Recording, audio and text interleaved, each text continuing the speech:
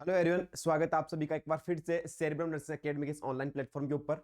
आज अपन जो स्टार्ट करने जा रहे हैं सेशन, वो करने जा रहे हैं अपन नर्सिंग की पॉइंट के रिगार्डिंग। नर्सिंग के हर एक सब्जेक्ट से, हर एक टॉपिक से अपन ने की पॉइंट वो तैयार किए हैं। लगभग 10,000 की पॉइंट क्लासेस है वो अपन लेने वाले हैं। इसके अंदर डायरेक्टली अपन ने कहाँ से क्वेश्चन पुटअप होता है, डायरेक्टली अपन उस क्वेश्चन के रिगार्डिंग बात करें, उससे क्या आंसर रहने वाला, मतलब पूरी पूरी जो क्लास अपनी जो रहने वाली है वो की पॉइंट के आधार पर अपने रहने वाली है। की पॉइंट सेशन का आज अपना पहला दिन है, तो स्टार्ट हो जाएगा। नोटबुक और पेन लेके साथ बैठना। जितने भी मैं की पॉइंट आपको बता रहा हूँ वो सारे के सारे की पॉइंट आपके आगामी जितने भी नर्सिंग के एग्जाम है, उन सभी को एग्जाम को करेक्ट करने के लिए बहुत ही इंपॉर्टेंट साबित होने वाले हैं। तो सभी की पॉइंट को आपको राइट डाउन करना है। स्टार्ट करते हैं आज इस सेशन को। तो की पॉइंट अपना जो रहने वाले हैं वो रहने वाले हैं, ध्यान दीजिए। सबसे पहला की पॉइंट क्या रहने वाला है, the man living health theory is also called. जो मैन लिविंग हेल्थ थ्योरी है, इसको अपन और किस नाम से जानते हो, ध्यान। जब मैन लिविंग हेल्थ थ्योरी होती है उसको अपन पेरिसी ह्यूमन बिकमिंग थ्योरी के नाम से भी अपन जानते हैं। पेरिसी ह्यूमन बिकमिंग थ्योरी के नाम से भी अपन मैन लिविंग थ्योरी को है अपन जानते हैं। सेकंड के पॉइंट की बात करें, who developed the moral therapy. जो मोरल थेरेपी थी वो किसने डेवलप की थी, तो मोरल थेरेपी डेवलप की थी वो की थी फिलिप पाइन ने। ध्यान दें, फिलिप पाइन ने है वो मोरल थ्योरी है वो क्या की, थेरेपी है वो क्या की थी, डेवलप्ड है वो की थी। नेक्स्ट बात करें थर्ड पॉइंट की, self care deficit theory are proposed by. Self care deficit theory थी वो किसके द्वारा प्रपोज की गई थी, वो की थी डोरथियो ओरेम के द्वारा। किसका की थी, डोरथियो ओरेम के द्वारा है वो क्या की थी, सेल्फ केयर डेफिसिट थ्योरी है वो प्रपोज्ड है वो की गई थी। नेक्स्ट अपन बात करें, The in which year Indian Nursing Council has published the Code of Ethics for the Nurses in Indian।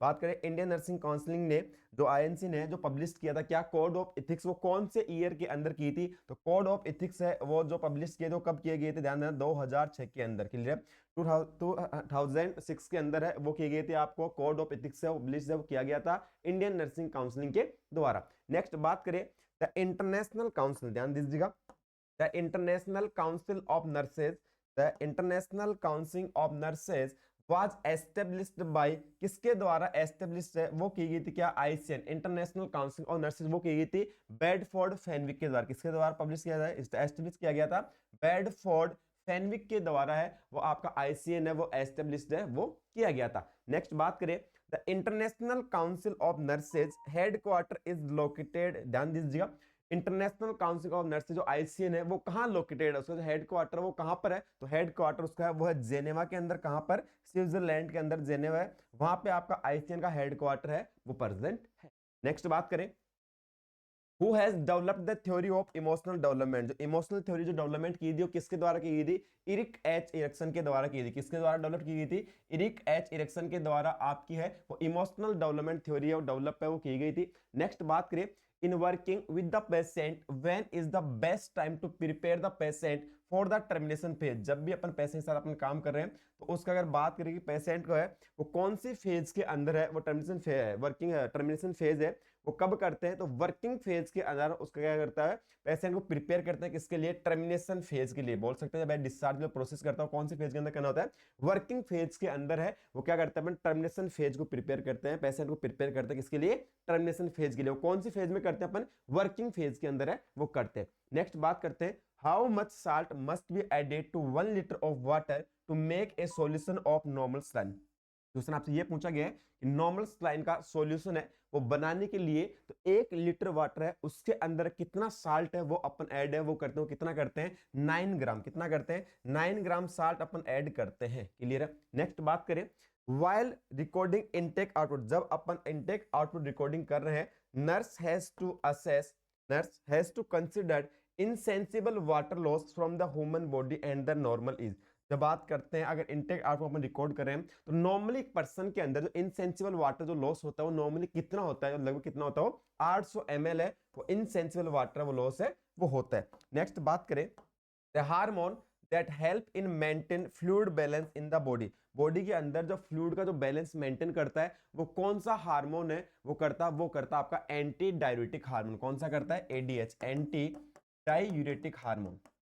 Anti diuretic hormone है वो अपनी बॉडी के अंदर क्या करता है, फ्लूइड को बैलेंस है वो करता है। क्लियर है। नेक्स्ट बात करें, ideal solution for replacement of intravascular volume, या बोल सकते हैं non haemorrhagic would be. Normal solution होता है जो क्या करे अपने रिप्लेसमेंट करता है इंट्रावस्कुलर वॉल्यूम, वो क्या होता है अपना आइसोटोनिक सॉल्यूशन। जैसे अपन बात करें नॉर्मल सैन हो गई, रिंगर लैक्टेट, आरएल, ये क्या होते हैं आपके आइसोटोनिक सॉल्यूशन है, वो होते हैं आपके। तो बॉडी के अंदर रिप्लेसमेंट अपन कर रहे हैं इंट्रावस्कुलर वॉल्यूम को, तो किसके द्वारा कर सकते हैं, आइसोटोनिक सॉल्यूशन के द्वारा रिप्लेसमेंट है वो अपन कर सकते हैं। नेक्स्ट बात करते हैं point number 13, the osmolarity of serum sodium in adult. तो ध्यान दें ऑस्मोलैरिटी होती है किसकी, सीरम सोडियम की। एडल्ट के अंदर कितनी होती है, 285 से लेके 295 मिली ऑस्मोल पर किलोग्राम हार्ट।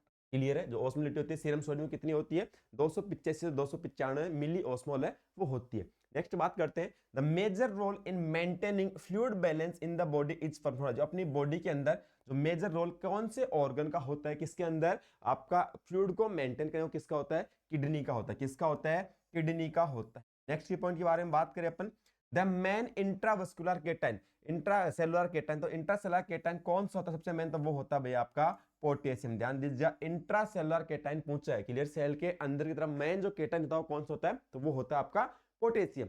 नेक्स्ट की पॉइंट की बात करें, विच of the best assessment for the fluid status.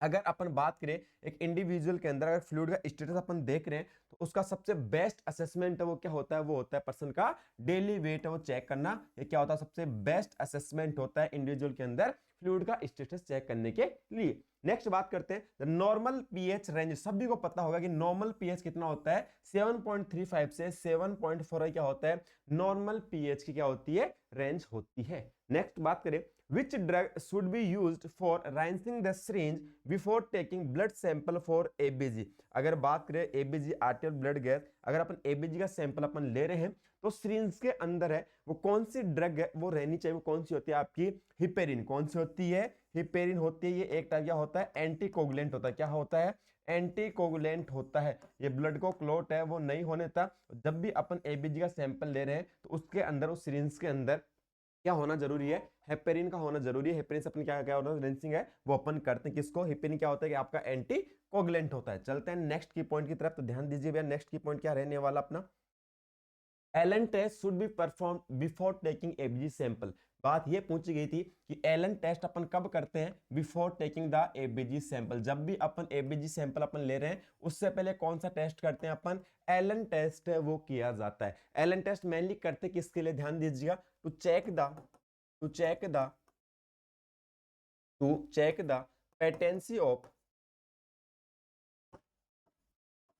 Patency of ulnar artery. ध्यान दीजिएगा, जब भी अगर अपन रेडियल आर्टरी से क्या कर रहे हैं, एबीजी का सैंपल ले रहे हैं, जब भी रेडियल आर्टरी से क्या कर रहे हैं, एबीजी का सैंपल ले रहे हैं, तो अपनी अल्नार आर्टरी है वो प्रॉपर्ली फंक्शन कर रही है नहीं कर रही, प्रॉपर्ली पेटेंट है या नहीं है। तो अल्नार आर्टरी की पेटेंसी चेक करने के लिए अपन क्या करते हैं, एलन टेस्ट करते हैं। ध्यान दीजिए क्या करते हैं, एलन टेस्ट, या बोल सकते हैं कोलेटरल सर्कुलेशन के रिगार्डिंग सर्कुलेशन हो रहा है या नहीं हो रहा, उसके लिए अपन क्या करते हैं, एलन टेस्ट करते हैं। हमेशा अगर एबीजी का सैंपल ले रहे हैं रेडियल आर्टरी से, ध्यान दीजिए एबीजी का सैंपल किससे ले रहे हैं, रेडियल आर्टरी से अगर अपन ले रहे हैं, तो अपने को क्या करना होता है, एलन टेस्ट वो करना होता है। अल्नार आर्टरी पेटेंसी है वो चेक करते हैं। नेक्स्ट की पॉइंट ध्यान दीजिएगा, वोमिटिंग, प्रोलॉन्ग्ड गैस्ट्रिक सक्शनिंग। ध्यान दीजिएगा वोमिटिंग हो कर रहे हैं पर्सन, प्रोलॉन्ग क्या हो रहा है, गैस्ट्रिक सक्शनिंग है वो अपन कर रहे हैं। कसिंग सिंड्रोम और हाइपर एल्डोस्टेरोनिज्म में लीड टू, ये जो कंडीशन होती है, वोमिटिंग होगी, प्रोलॉन्ग गैस्ट्रिक सक्शन हो गया, कसिंग सिंड्रोम वाली कंडीशन होगी एंड हाइपर एल्डोस्टेरोनिज्म वाली कंडीशन होगी।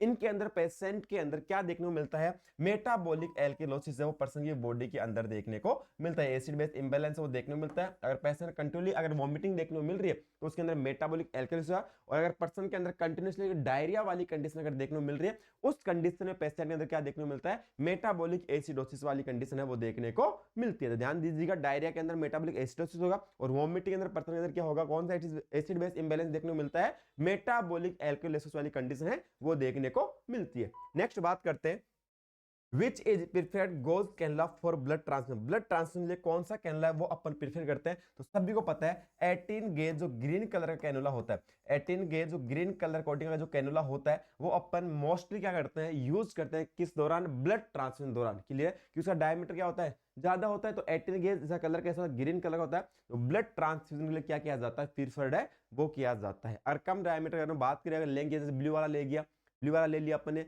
अगर बोल सकते हैं अगर पिंक वाला ले लिया तो वो क्या करता है आपका आरबीसी आप ब्रेक डाउन करते हैं। तो लार्ज डायमीटर वाला कैनुला अपन यूज करते हैं। तो 18 गेज ग्रीन है, मोस्ट कॉमनली प्रीफर कैनुला होता है ब्लड ट्रांसफ्यूजन के लिए। नेक्स्ट बात करें the normal serum sodium level is, सभी को पता होगा कि नॉर्मल सीरम सोडियम लेवल जो होता है वो कितना होता है, वो होता है 135 से लेकर 145 मिली ग्राम पर लीटर क्या होता है आपका नॉर्मल सीरम सोडियम लेवल है वो होता है। नेक्स्ट पॉइंट रिगार्डिंग बात करिए the normal range of potassium in plasma, plasma के अंदर नॉर्मल रेंज होती है किसकी, कितनी होती है 3.8 या बोल सकते हैं 3.5 से लेके 5.1 मिली इक्विवेलेंट पर लीटर क्या होती है आपकी नॉर्मल रेंज होती है किसकी, पोटेशियम की। नेक्स्ट बात करते हैं the amount of sodium required per day for body, अपनी बॉडी के लिए नॉर्मली अगर डेली आधार पर अपन बात करिए कितनी रिक्वायरमेंट है वो सोडियम की होती है अपनी बॉडी की, तो वो होती है 2000 mg पर डीएल। क्लियर है, क्लियर है, 2000 मिलीग्राम पर डीएल है, ये क्या होता है अपनी बॉडी की डेली सोडियम की रिक्वायरमेंट है वो होती है। नेक्स्ट पॉइंट की बात करें which electrolyte should measure during lithium therapy, जब पर्सन लिथियम थेरेपी, सभी को पता है कि लिथियम क्या होती है, एक एंटीमैनिक ड्रग भी होती है, कैसी होती है, एंटीमैनिक ड्रग होती है, एंटीमैनिक ड्रग होती है। तो जब भी पर्सन लिथियम थेरेपी है तो उसके अपन कौन सा वो है इलेक्ट्रोलाइट है वो मेजर करते हैं, वो अपन करते हैं पर्सन के अंदर सोडियम, क्या करते हैं सोडियम, क्योंकि अगर क्या करेगा पेशेंट को अगर क्या हो गया सोडियम का लेवल कम हो गया, हाइपोनेट्रियम वाली कंडीशन होगी, तो क्या करेगा पेशेंट को, यहाँ पे पेशेंट के अंदर कॉम्प्लिकेशन वाली कंडीशन है वो देखने को मिलते हैं। क्लियर है, तो हमेशा पर्सन के क्या करते हैं सोडियम का लेवल अपने को चेक करना होता है जब भी अपन पेशेंट का लिथियम थेरेपी के ऊपर जा रहा है। क्लियर है, नेक्स्ट पॉइंट तरफ चलते हैं, ध्यान दीजिएगा भैया।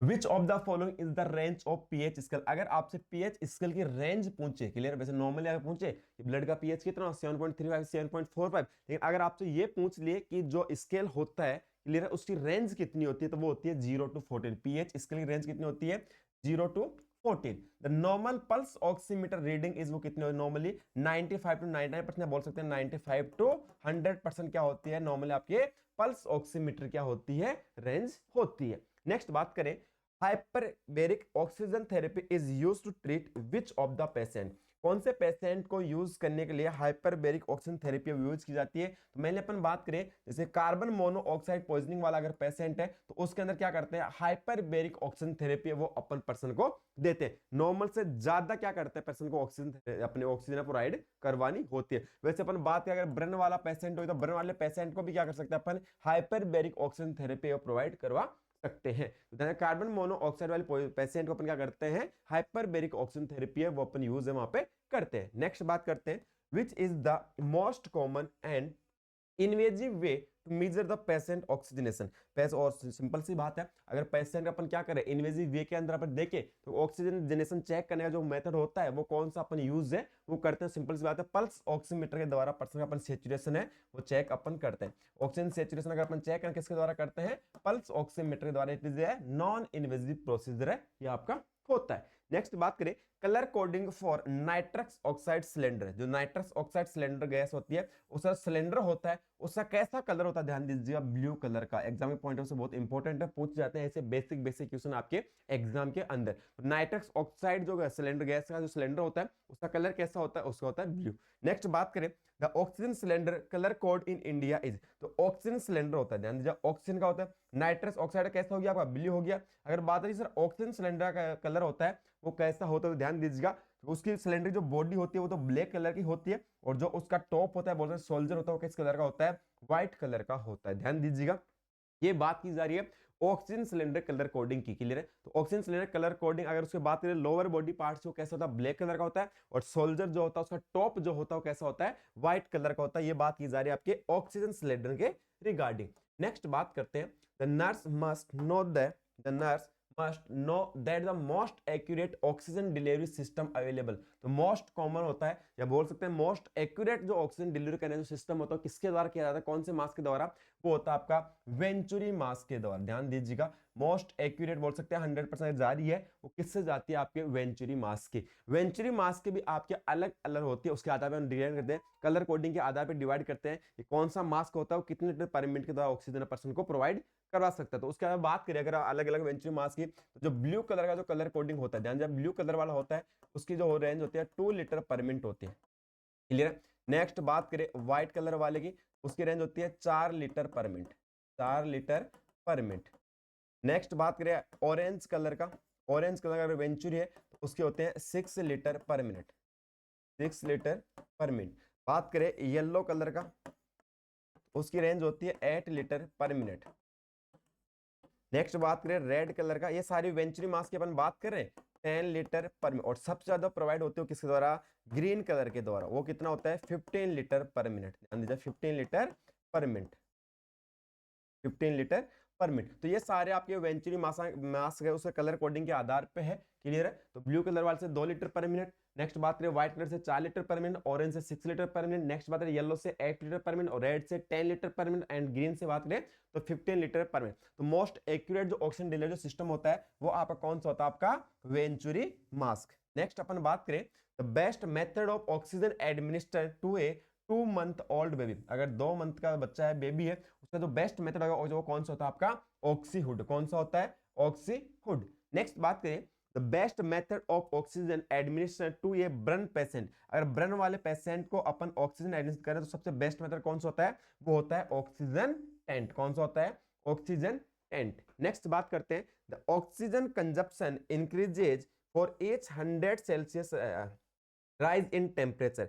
बात करें पर्सन का, अगर बात करें यहाँ पे बात करें 10 डिग्री, क्लियर है, 100 नहीं 10 डिग्री सेल्सियस अगर राइज हो रहा है टेम्परेचर के अंदर तो कितना परसेंट है वो ऑक्सीजन कंजप्शन बढ़ाता है, तो वो बढ़ाता है भैया कितना, 13%। कितना बढ़ाता है, 13% कंजप्शन है वो बढ़ाता है। नेक्स्ट बात करें ऑक्सीजन कंजप्शन की बात की जा रही, कितना परसेंट अगर सेल्सियस इंक्रीज होगा तो कितना बढ़ाएगा, 13% वो आपका बढ़ाता है। नेक्स्ट बात करें a patient is getting intravenous fluid through the peripheral cannula so swelling oedema and decrease flow rate. अगर पर्सन को कैनुला लगा है, पेरिफेरल बोल सकते हैं, उसके फोरआर्म कहीं भी क्या लगा है, कैनुला लगा हुआ है और पर्सन को क्या हो रहा है, स्वेलिंग देखने को मिल रही है कैनुलेशन साइड के ऊपर, कूल देखने को मिल रहा है, ठंडा हो रहा है, एडिमा देखने को मिल रहा है, उसी फ्लूइड जो फ्लूइड रेट है, फ्लो रेट क्या हो रही है, डिक्रीज हो रही है। द पॉसिबल डायग्नोसिस क्या हो सकता है, तो इस कंडीशन क्या बोल सकते हैं अपन, इनफिल्ट्रेशन वाली कंडीशन बोल सकते हैं। अगर फ्लो रेट कम हो रही है, एडिमा देखने को मिल रहा है, स्वेलिंग देखने को मिल रहा है एंड कूलनेस बोल सकते हैं। कोल्ड अगर हो रहा है तो किस में जाएगा, वो इनफिल्ट्रेशन के अंदर इंक्लूड है, वो किया जाएगा। अगर बात करें पर्सन को अगर कोल्ड ना होके अगर पर्सन को रेडनेस वाली कंडीशन देखने को मिल रही है, हीट देखने को मिल रही है, तो उस कंडीशन अपन क्या बोलते हैं,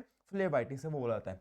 इन a patient IV site so redness अगर देखने को मिल रही है, हीट अगर देखने को मिल रही है, टेंडरनेस देखने को मिल रही है, पेन देखने को मिल रहा है, डिक्रीज फ्लो रेट देखने को मिल रही है, इस classical sign of phlebitis, inflammation of the vein. अगर रेडनेस देखने को मिल रही है और हीट अगर देखने को मिल रही है वो किसके अंदर होगा, phlebitis, inflammation of the vein. Next बात करते हैं the choice of fluid in burn patient. तो ब्रन पेशेंट के अंदर क्या देते हैं अपन, रिंगर लेक्टेड है, वो चॉइस ऑफ फ्लूइड मानता है, एग्जाम में पॉइंट से बहुत ज्यादा क्या है, इंपॉर्टेंट रहने वाला। अब ध्यान दीजिए कि यहाँ पे एक चीज और होती है, ब्रन वाले पेशेंट को अगर अपन क्या कर रहे हैं, फ्लूइड रिप्लेसमेंट अपन कर रहे हैं, तो वहां पे कौन सा फॉर्मूला यूज किया जाता है, तो ध्यान दीजिएगा वहां पे 2 फॉर्मूला यूज किए जाते हैं। अगर फर्स्ट 24 आवर्स की मैं बात करूं तो वहां पे यूज किया जाता है पार्कलैंड फॉर्मूला। कौन सा क्या जाता है, पार्कलैंड फॉर्मूला। और आफ्टर 24 आवर्स, ध्यान दीजिएगा अगर आफ्टर 24 आवर्स की मैं बात करूं तो वहां पे यूज किया जाता है कौन सा फॉर्मूला, ब्रुक फॉर्मूला। कौन सा फॉर्मूला, ब्रुक फॉर्मूला। ध्यान दीजिएगा इंपॉर्टेंट है, एग्जाम के पॉइंट से इंपॉर्टेंट है। क्लियर है। स्टार्टिंग फर्स्ट 24 आवर्स के अंदर पार्कलैंड फॉर्मूला के द्वारा क्या करते हैं, फ्लूइड रिप्लेसमेंट करते हैं। कौन सा फ्लूइड चॉइस होता है अपना, वो होता है रिंगर लेक्टेड। आफ्टर 24 आवर्स कौन सा फॉर्मूला यूज करते हैं, वो किया जाता है ब्रुक फॉर्मूला। क्लियर है। यहाँ पे बात करें सर पार्कलैंड फॉर्मूला के अंदर कैसे होता है, क्या होता है, कैसे कैलकुलेट करते हैं, तो ध्यान दीजिएगा पार्कलैंड फॉर्मूला कहता है, क्या कहता है, 2 है, ध्यान दीजिए पार्कलैंड फॉर्मूला 4 ml पर किलोग्राम पर टोटल बॉडी सरफेस एरिया। ये अपन कैलकुलेट करके किसके द्वारा, पार्कलैंड फॉर्मूला के द्वारा फ्लूइड का कैलकुलेशन करते हैं। और ब्रुक फॉर्मूला क्या कहता है, 2 ml पर किलोग्राम पर total body surface area. Total body surface area ये होता आपका ब्रुक फॉर्मूला और ये होता कौन सा आपका पार्कलैंड फॉर्मूला। नेक्स्ट बात करें the position provide to a client after tonsillectomy. Tonsillectomy के बाद पर्सन को कौन सी पोजीशन है वो प्रोवाइड कराते हैं, तो वो करवाते हैं भैया फाउलर पोजीशन। कौन सी फाउलर पोजीशन है, आफ्टर टॉन्सिलेक्टोमी वो अपन यूज है वो करते हैं। नेक्स्ट बात करें while examination the abdomen the patient should place in। Person के अगर अपन एब्डोमेन का अगर एग्जामिनेशन अपन कर रहे हैं तो पर्सन को कौन सी पोजीशन देते हैं, तो सभी को पता होगा कौन सी पोजीशन देते हैं, सुपाइन पोजीशन है वो अपने को पर्सन को प्रोवाइड है, वो अपने को करवानी होती है। तो ये थे अपने 40 की पॉइंट। क्लियर है, कितने हो गए अपने टोटल 40 की पॉइंट है इस क्लास के अंदर मैंने कंप्लीट आपको करवाए गए। डेली आपको की पॉइंट क्लास है वो आपको मिलने वाली है। लगभग 10,000 की पॉइंट है वो अपन इन क्लासेस के अंदर कंप्लीट है आप लोगों को करवाए जाएंगे। आपको नोट्स बनाने क्लियर है प्रॉपर वे के अंदर। ये आपके सारे जो नोट्स की पॉइंट वाले बनाओगे आप, ये आपके एग्जाम से पहले क्लियर, जैसे बात की आपका एग्जाम 10 दिन के बाद एग्जाम आपका होने वाला है, तो उन 10 दिन के अंदर आप कंप्लीट थ्योरी को पढ़ नहीं सकते क्लियर। तो ये की पॉइंट से आप अपने है वो रिवाइज है वो कर सकते हो, रिवीजन प्रॉपरली इन की पॉइंट के द्वारा आप लोग कर सकते हैं। हर एक की पॉइंट आपके एग्जाम के पॉइंट से इंपॉर्टेंट है वो रहने वाला है। अगर आपको क्लास अच्छी लगी है तो क्लास को लाइक कीजिएगा और अपने सभी फ्रेंड सर्कल के अंदर इस क्लास को शेयर कर दीजिएगा। सभी को इन क्लासेस का बेनिफिट है वो मिलना चाहिए। मिलते हैं नेक्स्ट क्लास के अंदर की पॉइंट कंटिन्यूएशन के अंदर। धन्यवाद।